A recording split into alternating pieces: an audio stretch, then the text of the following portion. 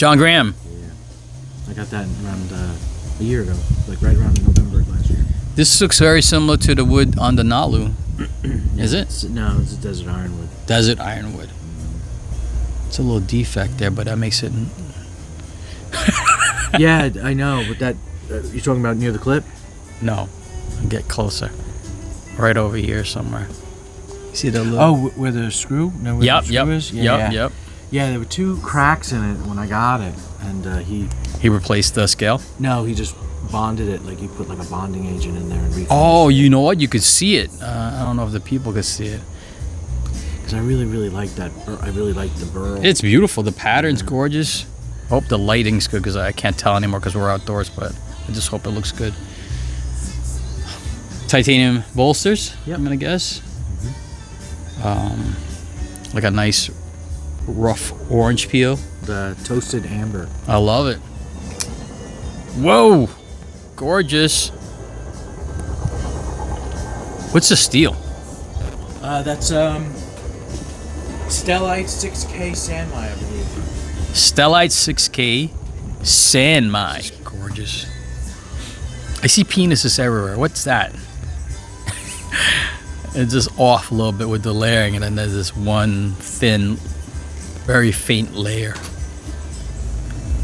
Okay, I had to shift over because it's getting too sunny, and I don't want you guys to miss this. So, we're still checking out the gram, and I was just talking to Brian, and I noticed the clip, right? Of course, that's signature John Graham clip. And if you notice, the clip is pretty thick. It's also got an orange peel, right? And it's press fit in there. There's no screws holding it, and you can see it's kind of like a hook, a circular hook, which I guess squeezes in there and expands into the. Hope you guys can see it, into the wood and into the titanium frame. I thought that was pretty cool. Brian did say that's the last part that he does on the knife. Look at that. Beautiful backspacer. I mean, yeah, backspacer, glass breaker, skull crusher, whatever you want to call it. Ano, like a purple lavender ano. Blade looks sick. Sick. You see the pattern there, and on the swedge, signature Graham blade shape. I guess it's Tonto-ish, his version of a Tonto. And it's a multi-grind, satin flats, and it's pretty thick stock too. The action is just amazing. It's butter. It is butter. It's a guillotine. It's so well done. I mean, you can just tell it's just an amazingly handmade knife. That is gorgeous. This one is by Owen Goodfellow? Wood. Owen Wood. Who the fuck He's is a good fellow, though. Oh, who's Owen Goodfellow? Owen Wood. So this is a knife designed by Brian. This is the Dunn Star. The Dunn Star. What's the handle made out of? Is this titanium? No. Yep. Yeah. Mm-hmm. It's got this inlay of Damascus. Mm-hmm. Wait, is that gold? It is gold. And that pin that you were talking about is also gold. Yes. So I'm looking at it, and I'm looking at the spine. There it is. Can you see that? I don't know if you guys can see that over there. It's right there. I was telling Brian, I was like, dude, you got like a rust spot over here. But it's not. It's some kind of a gold pin that we don't know what it serves a purpose for. So yeah, it's supposedly, it is definitely, oh hello Crow, part of the build. You know, but to the naked eye, I thought it was rust. I was actually trying to wipe it off. But you'll also see it on this side. Now, I don't know what purpose it serves. I don't even know how to open this. I don't even know. I'm going to wait till Brian comes out, but I don't know if it's how to officially open this thing. What's this? Does it do something? Oh shit, son. I figured it out. So it's a button release, button lock or something. Oh my God, look how gorgeous that steel is. Of course it is. Of course it is. This is like something you'd see in a museum. Look at that pattern. Oh my God. Oh my goodness. That is, I just can't get over how beautiful it is. It's like fucking Dragon Ball Z pattern. I don't know how to describe that. It's gorgeous. And it's got like this I don't know, it kind of looks like a zipper, but so what's this steel? That is his what he calls complex Damascus, and it's the bottom is explosion. So the part of the bottom is it's called Damascus explosion. That's the pattern, explosion? Just the bottom part. Right. So that blade was 5 pieces. Jeez. That he individually forged, and then he put them together. And what's this pattern above it that looks like people? Looks like people? Well, it looks like mountain peaks with some... That's just his precision Damascus.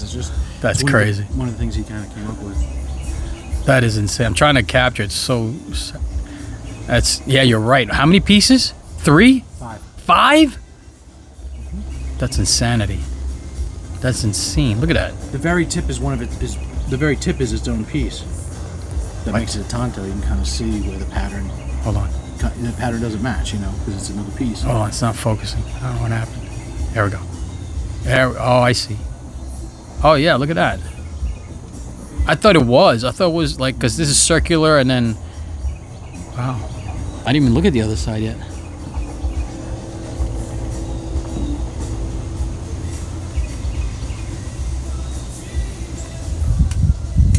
That is sick. That is sick. What's the pivot collar? I think that's even a pivot collar. What is that? How do you take this apart? You don't. Oh no, I wouldn't. I just send it to him. So it's this is a button lock. Is that?